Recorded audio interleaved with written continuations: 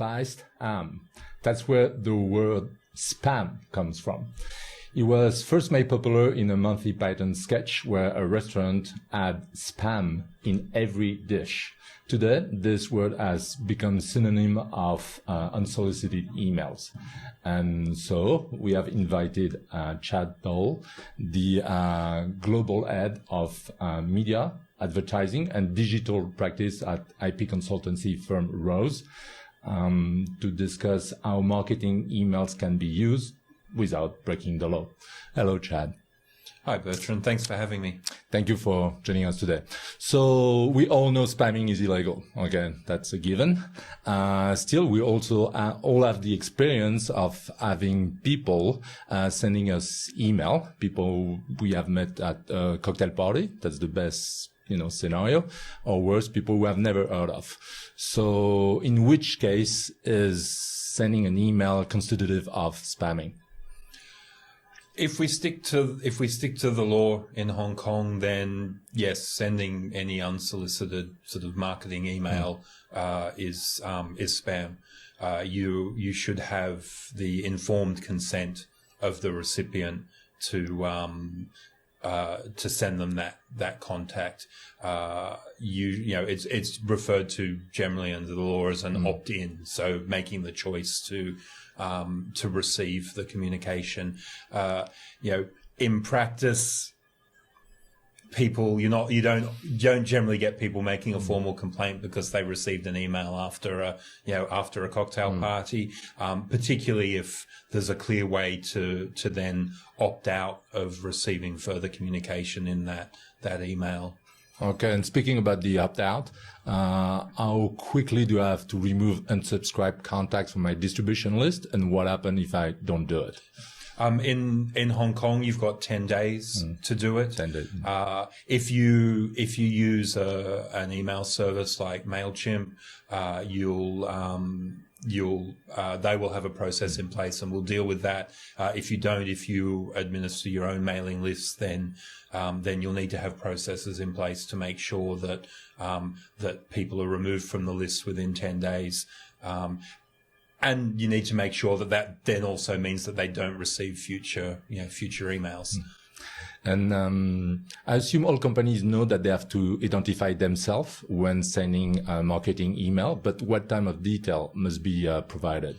So anytime you communicate with people in that marketing context, you need to be including things like address, phone number. If you're sending by fax number. It needs to be clear from the communication who it is that's reaching out to the individual and how they can be contacted. Okay, and I was told that even if you send a marketing email in English, the company must identify itself in both English and Chinese language, or vice versa. Is that correct? It is, with some exceptions. The base position here is that the communication should include English and Chinese contact details. If the company only has an English name and is only communicating in English, then there are exceptions that mean that you can only provide that information in English. But if you're communicating in multiple languages, you should be having the contact information and the ability to unsubscribe in those languages. Okay, clear. And on a more sensitive topic, how to make sure an attention-grabbing subject is not a misleading one. That's always sparks some debate. The position under the law has been long established that marketing communications can't be misleading, but there are also specific regulations that deal with the subject heading of email communications and making sure that those are also accurate. You want to make sure that you're not promising something in the subject line and then taking it away in the body of the email. You see this quite often with things like free gifts and discount offers, where what what the subject suggests isn't quite borne out by the actual offer.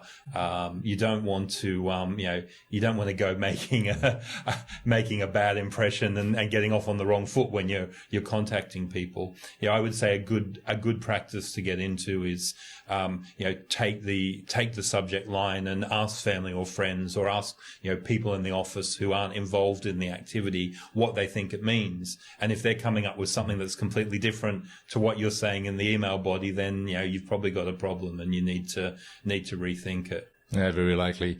And a last question, maybe. What if someone asks about his or her personal information and what it's used for? Then how quickly do I have to respond to this inquiry? You've got 40 days in that situation to respond. And that response that's to provide the information, not just to acknowledge the request. But, within 40 days, you need to get back to the data subject and provide them with the information that you hold about them. Okay. Thank you, Chad. Thank you for sharing your knowledge. Actually, I don't remember if I first contacted you, when I first contacted you by email, if it was a spam. Very likely it was. So thank you for not suing me, but accepting to join this video. If you want to know more about email marketing and spamming, then you know what to do. Contact Chad or visit Rouse website at www.rouse.com. Thank you, Chad. Thanks, Bertrand.